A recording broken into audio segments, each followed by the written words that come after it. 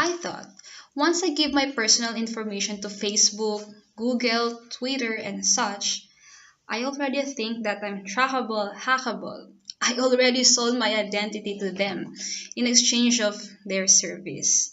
Hence, I don't have my privacy in the eyes of whom I gave my info.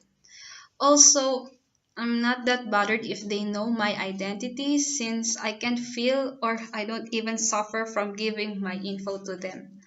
So I thought it's just fine. But everything changed when internet privacy was discussed in class, especially when Sir Rome challenged us to give our email and password to our fellow classmates if we believe that internet privacy is useless. Of course, that from that time I realized that oops, I can't give my password email to my classmates. So internet privacy is still a thing, an important thing. Aside from that, here are the following reasons why we should be concerned about our personal data on the internet. Just think about why are there why there are free services just like free FB.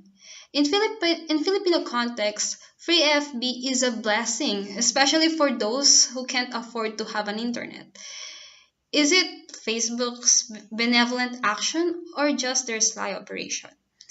I believe that most in this world are not free.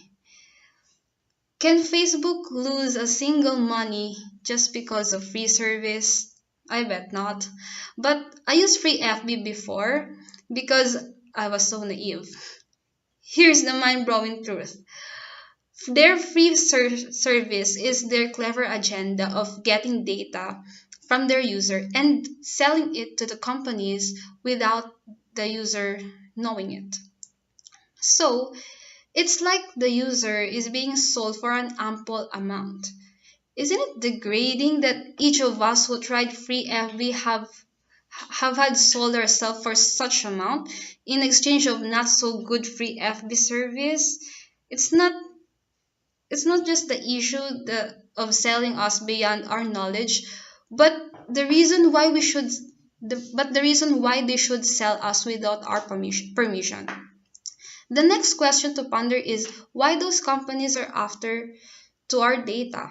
Well, they could use it for their research. Now, we are their lab rats from being sold to lab rat. Also, they could use it for promoting their product, cheaper technique than free taste.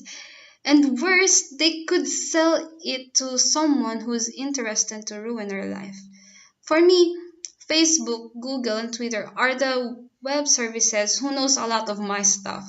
They know how I look like, my hobbies, the books I read, the movies I watch, my rant in life. But they also know my mom, my birthday, and etc. With those data, I could easily be disguised by someone and ruin my name. Actually, posers exist because of so much data we give online. Usually, their target are those popular, those with big names. For now, um, our overflowing personal data on the internet is not an obvious menace to our life. But who knows? How can the internet exploiters use our data?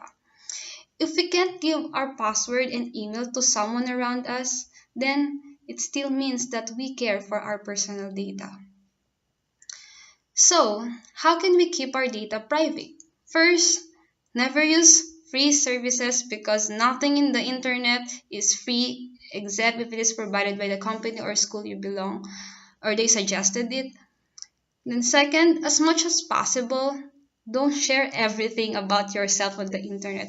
I must talk to myself. Yeah. If you want to share something, then think about if you are really open to share it with someone who's just beside you or around you. Always remember this used reminder. Think before you click. Third, avoid using same password in each web services you are using that requires emails or passwords. Fourth, if not needed, don't keep your location open and don't keep on sharing up to the world where you are. Fifth, we could use incognito. And then lastly, limit the services you are using on the net.